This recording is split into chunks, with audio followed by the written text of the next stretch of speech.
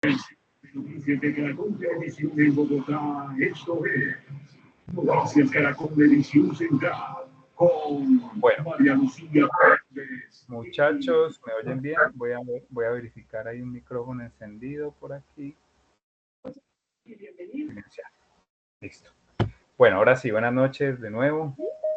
Ya se está grabando la reunión. Ustedes me confirman, me oyen bien. Voy a compartir mi pantalla.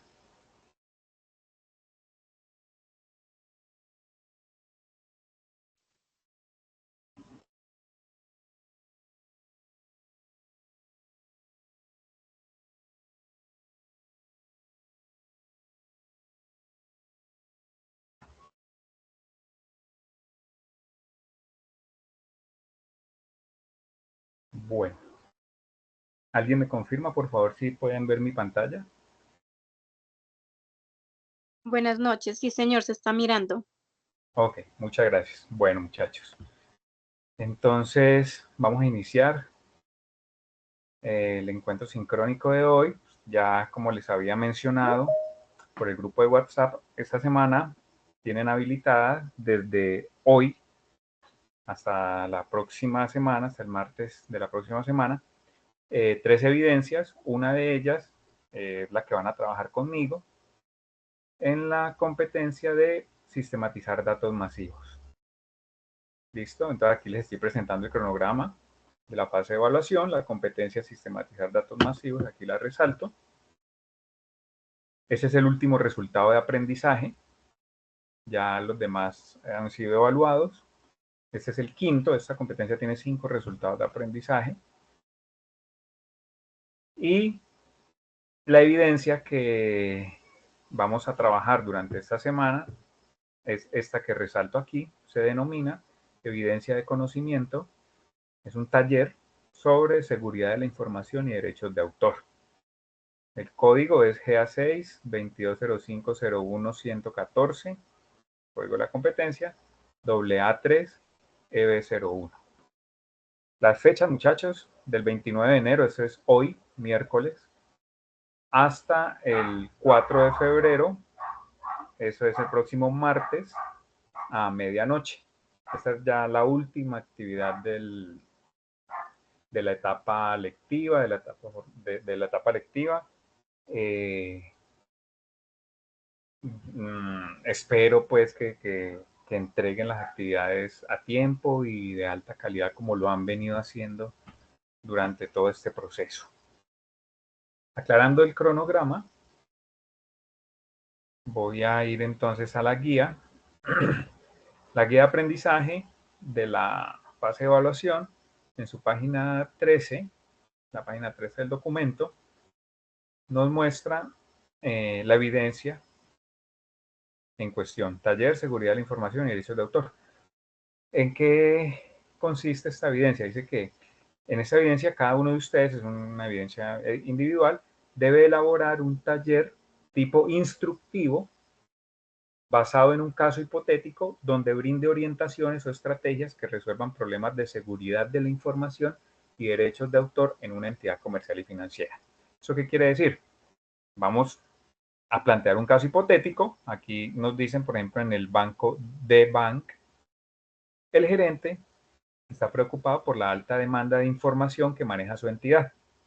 Ustedes saben que un banco, pues cualquier entidad, pero mucho más una entidad financiera, pues maneja una gran cantidad de datos, muchos de ellos sensibles relacionados con datos personales o datos financieros de sus clientes, ¿cierto? Y en las noticias recientes se evidencia un aumento de robo de datos de la información, para lo cual contrata a una aprendizena, es decir, a uno de ustedes, para lo siguiente. Se solicita que identifique cuáles son las amenazas en un banco más latentes que puede tener en el manejo de la información, ya sea por factores humanos, fallas del sistema, desastres naturales, actos maliciosos, esto últimamente ha cobrado mucha importancia, o delictivos como virus y suplantación. Una vez identificadas las amenazas, genera una estrategia de solución según lo identificado. Es decir,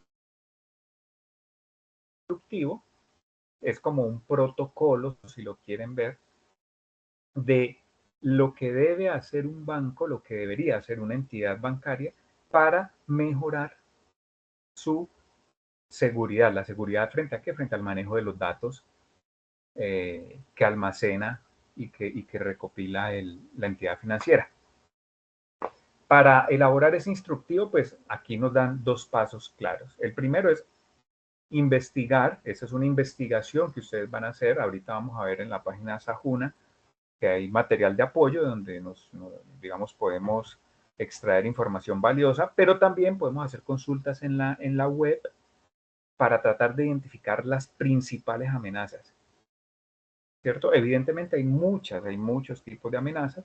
Últimamente cobran importancia porque se han aumentado dramáticamente los actos maliciosos o delictivos que buscan robar información, extraer información, duplicar datos, etcétera, etcétera, ¿cierto? A través de virus, de suplantación o a través de muchos otros mecanismos de lo que comúnmente en la calle llamamos hackeo. A veces la gente dice, no, me hackearon la cuenta, me clonaron la tarjeta, por ejemplo. Me robaron, me hackearon la clave de la tarjeta de débito, de crédito, etcétera, etcétera. Pero también existen otras fallas que pueden ser por factores humanos. Por ejemplo, diligenciando los datos de un determinado cliente para hacer una transacción financiera, escribimos mal el número de cédula o escribimos mal el número de cuenta. Lo que a veces ocurre, digamos, a veces nos ocurre a nosotros o puede ocurrirnos, ahora que se ha popularizado la transferencia electrónica, digamos, a través de Nequi. Entonces, ¿cuál es el número de Nequi para hacerle la transferencia? Le voy a mandar 20.000 pesos. Y resulta que hundí mal un número y la embarramos y por un número que escribimos mal, el Nequi se fue para otro, el dinero se fue para otra cuenta de Nequi.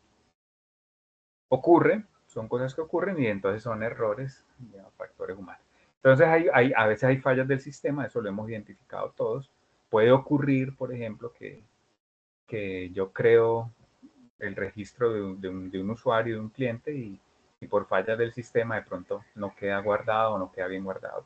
Entonces la investigación de ustedes consiste en identificar las principales amenazas frente a la seguridad de los datos en un banco.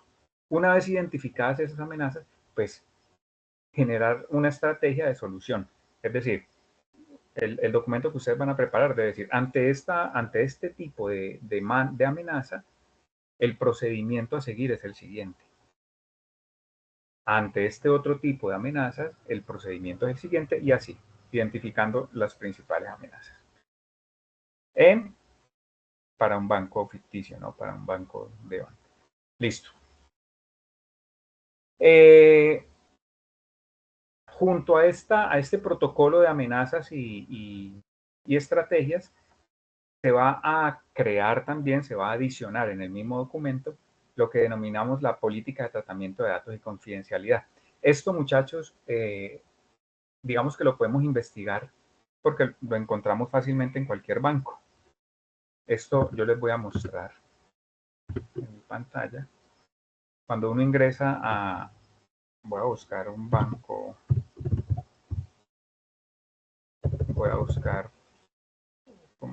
por ejemplo, en estos días hoy, Banco Falabella.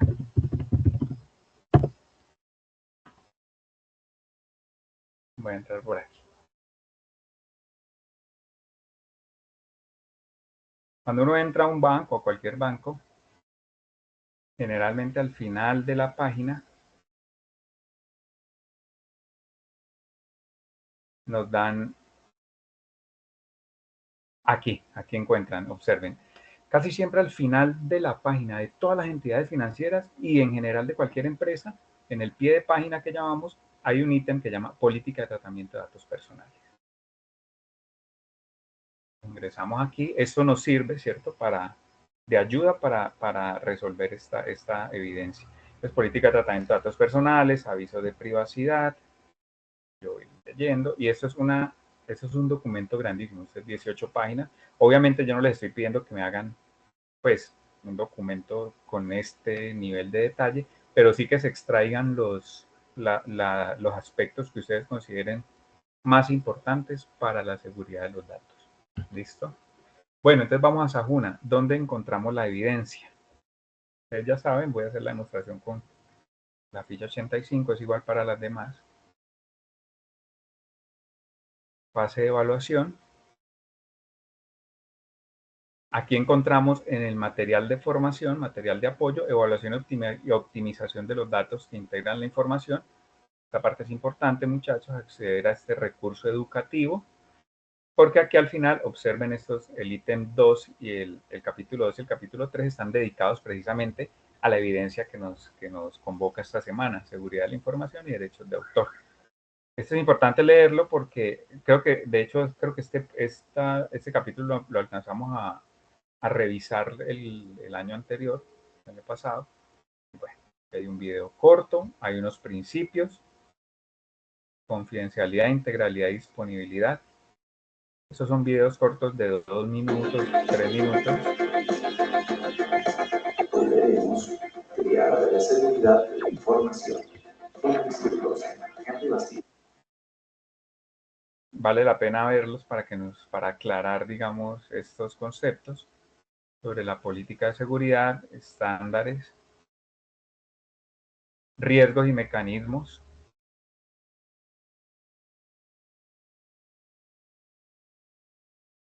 Bueno. Y en el capítulo, bueno, aunque la evidencia menciona el término derechos de autor, se centra más en el apartado de seguridad de los datos. ¿Listo? Seguridad de la información. Principalmente les recomiendo estudiar el capítulo 2, seguridad de la información. Bueno, ¿dónde encontramos la evidencia? Entonces, en la fase de evaluación,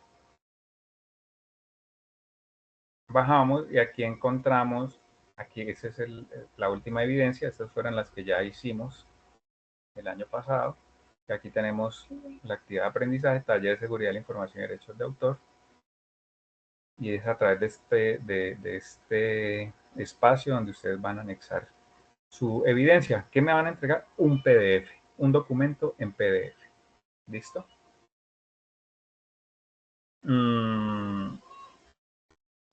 No sé si tienen alguna duda, alguna pregunta.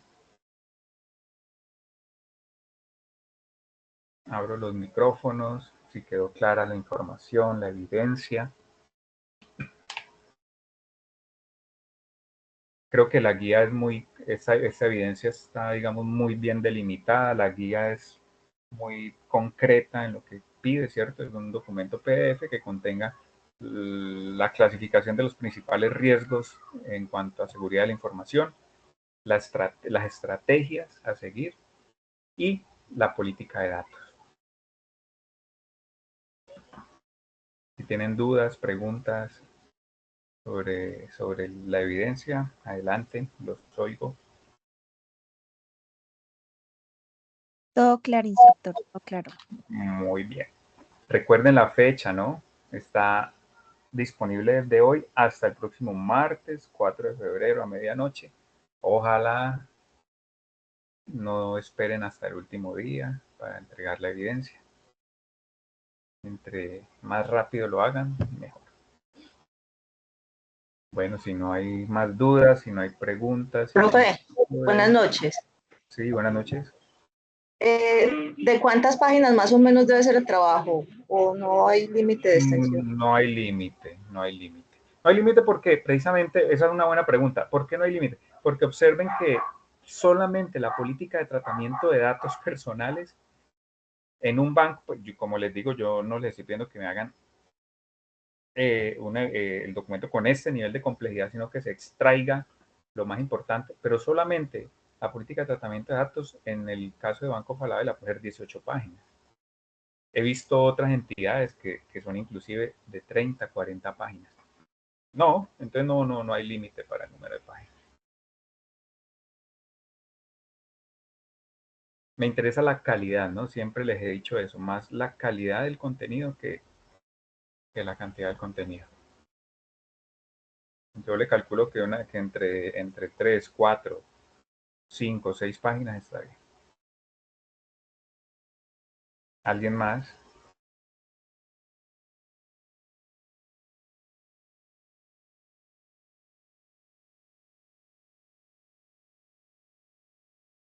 Bueno, muchachos, no sé si la profe Flor se encuentra ya en la sala.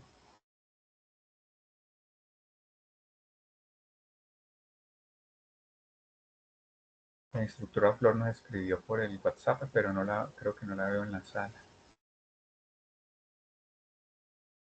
Instructor Jonathan, yo creo que ella está en otro link, si no estoy mal, porque yo me metí a ese y usted no estaba hablando. Y luego me metí el custom mando y era este. Ay, ¿y por qué? No sé. Miren a ver, porque yo la vi, fue como en otro lado, yo no sé. Permítanme un segundo, muchachos, eso está extraño, esto está raro.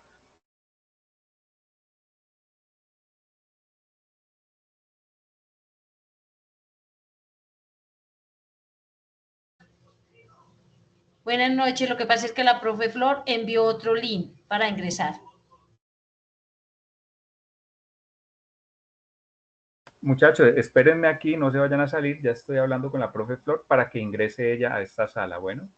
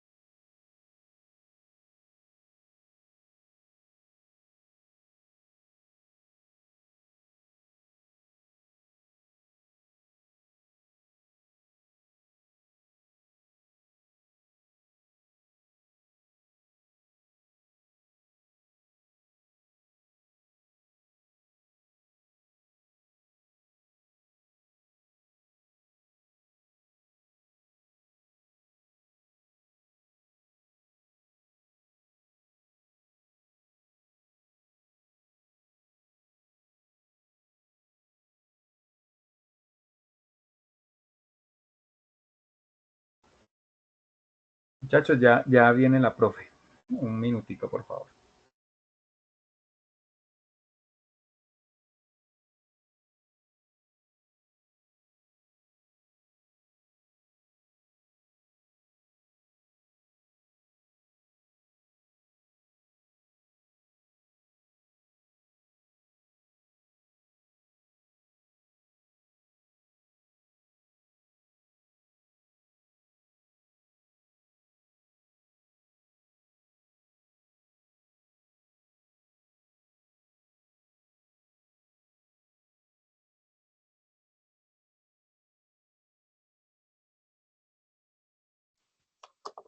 Profe, buenas noches. Qué pena es Hola. que yo estaba en el otro link.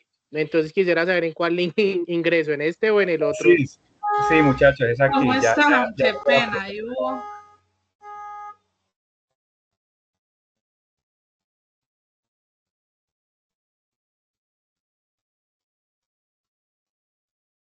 Bien pueda, profe, adelante. Sí, bueno, ¿cómo están? Tuve allí un inconveniente, pues la verdad, tenía otra clase agendada.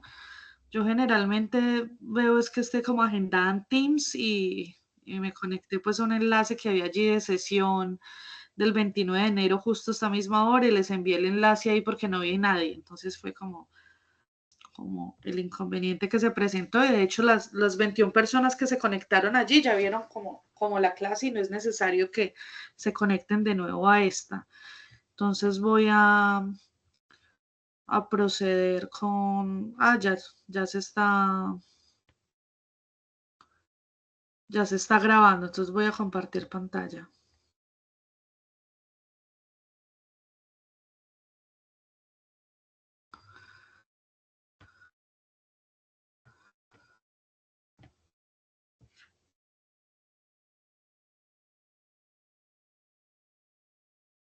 Listo. Bueno, muchachos, muchas gracias. De nuevo, me excuso allí por el impasse, que me conecté a otro enlace que tenía allí, les envié el link por el interno y se conectaron pues algunas personas, de hecho más personas que las que están en este momento conectados. Ustedes ya entregaron hasta diciembre las 2 primeras evidencias de aprendizaje. Esta semana van a entregar las últimas 2 de la competencia. Yo aperturé, son muy pocos los que aún tienen pendiente estas 2 evidencias que tuvieron hasta diciembre para la entrega.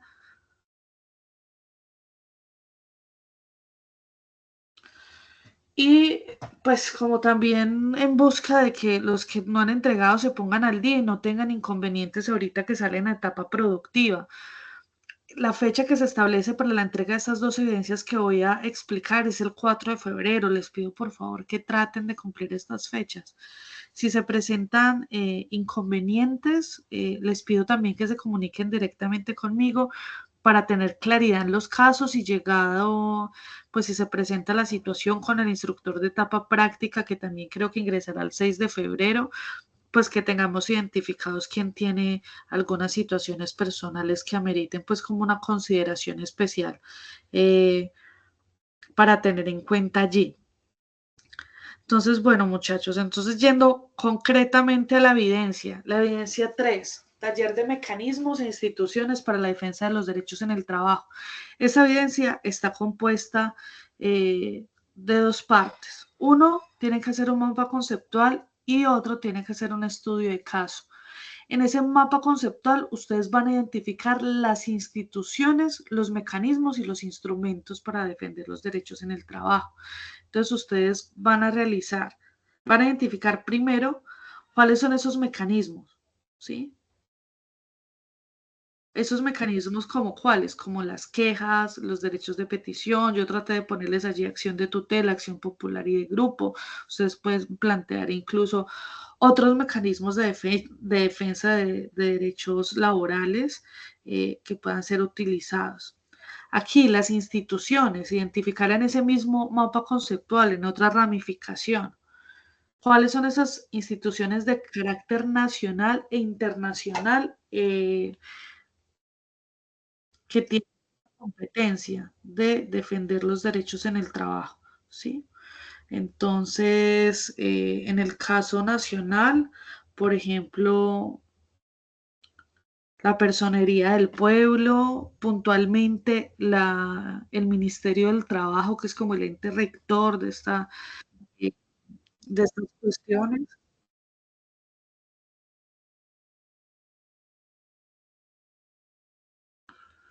¿Solo no me escucha la compañera o no me escucha el resto? Se le fue la voz, profe. Sí, ¿desde cuándo? No, yo sí Profe, escuché. pero yo sí escucho bien, Solo yo sí fue un escucho momento. perfectamente. Sí, bueno. Sí, es que a veces es como particularidades, a veces en la conexión. De hecho, a mí me tocó pegarme del módem porque donde tengo la oficina se estaba yendo y me escuchaban robotizado ahorita. Voy a cerrar para evitar ruidos externos. Entonces me tocó bajar acá, pegarme del módem para que no se me cayera el internet. Entonces puede suceder eso. Entonces, mapa conceptual, mecanismos e instrumentos, definir las instituciones de carácter nacional y las instituciones de carácter internacional, que yo acá ya las menciono. Hay algunos que pueden añadir allí más instituciones. Y el marco normativo nacional e internacional. Que aquí en Colombia, el artículo tal de la Constitución Política.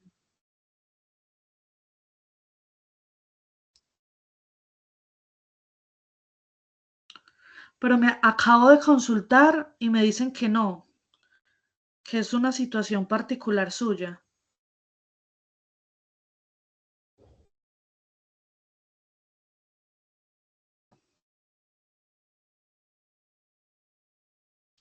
Toca que la compañerita se salga y vuelva a entrar porque a mí me pasó lo mismo ahorita. ¿Sí? Bueno, entonces muchas gracias por hacerle allí el mensaje que ojalá a ti te escuche bien. Bueno, entonces continúo.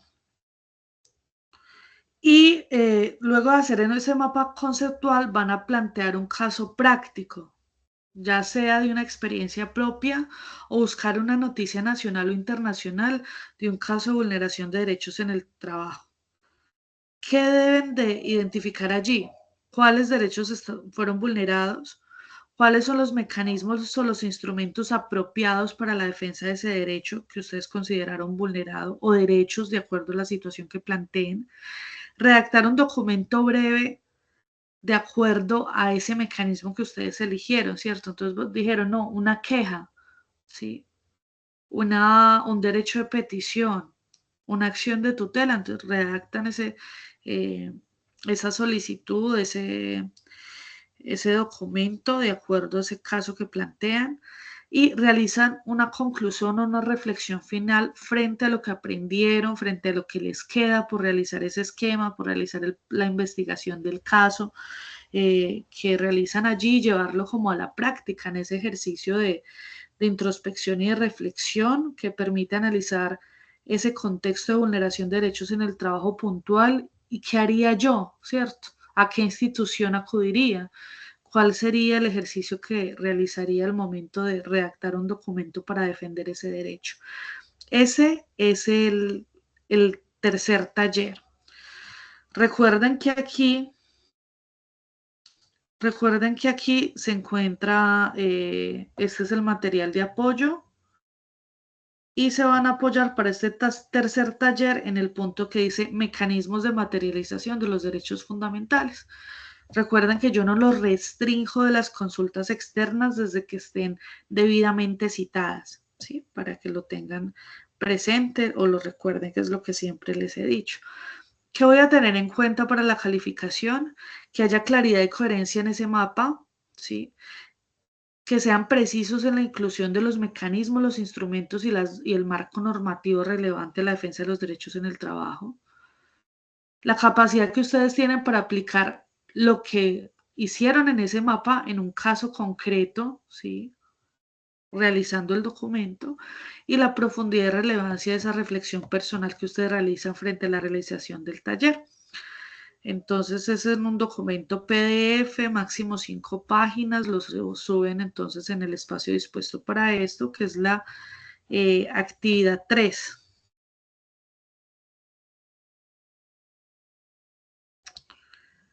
Es esta, taller sobre mecanismos e instituciones para la defensa de los derechos en el trabajo.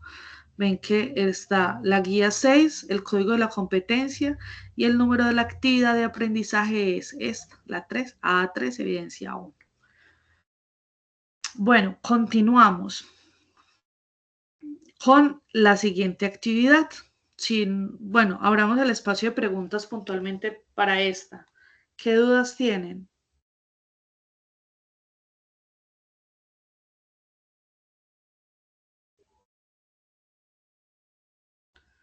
Si no hay dudas, entonces prosigo con la otra.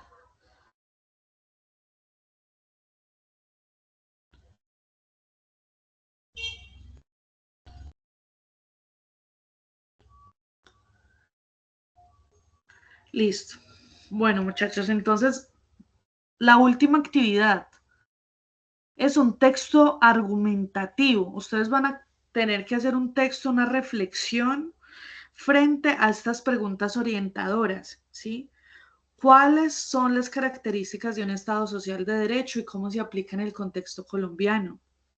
¿Cómo interactúan los derechos laborales de los pueblos y de la naturaleza en la construcción de una sociedad justa? ¿Y en qué medida considera importante participar activamente en la defensa de esos derechos?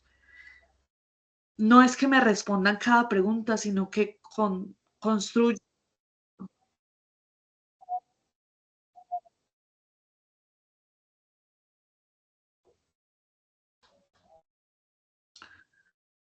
Siguen sin escucharme, pero es que no sé si son casos particulares o las 27 No, personas que están acá no me instructora, es están la escuchando. compañerita. Es la compañerita. Yo escucho perfectamente, instructora. Ah, bueno, les agradezco. Voy a poner entonces de nuevo un mensaje aquí porque sí resulta complejo, porque sí, ya salgo puntualmente. Ajá.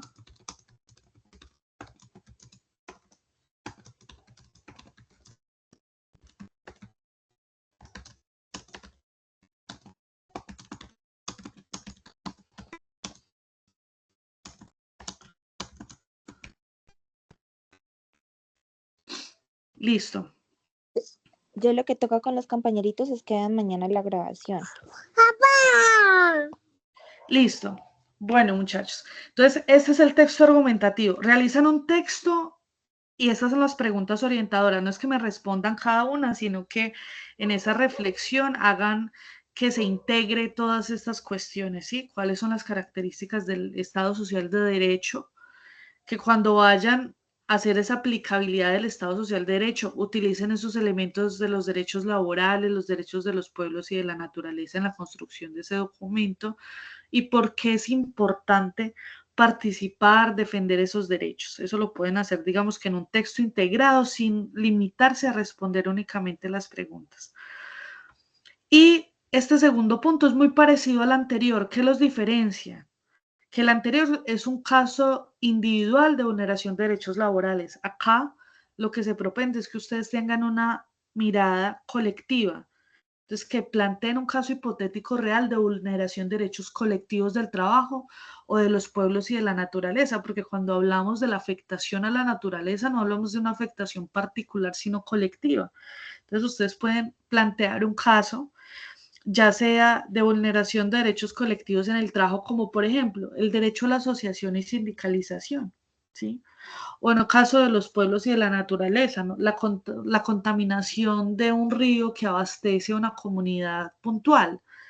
Entonces, plantean este caso y a partir de ese caso, ustedes reflexionan, bueno, ¿qué instituciones podrían intervenir para defender, ¿cierto? Para resarcir ese derecho que se ha vulnerado o prevenir que no se vulnere ese derecho. Y también deben de proponer un documento, ¿sí? Una acción pública, ya sea un derecho de petición, una acción popular o de grupo, o una queja, ¿cierto? Colectiva para atender ese caso hipotético problemático que se está planteando allí de vulneración de derechos. Esto es el taller, el último taller, ambos van muy de la mano y con esto terminaríamos la competencia. De nuevo recuerden que este es el material de derechos fundamentales y se apoyarían en el último punto, en el 4, que se titula Desarrollo para una vida digna. Recuerde que también hagan todas las consultas que deban hacer de manera externa, siempre y cuando citen. Bueno, entonces quedo atenta. ¿Tienen alguna otra inquietud?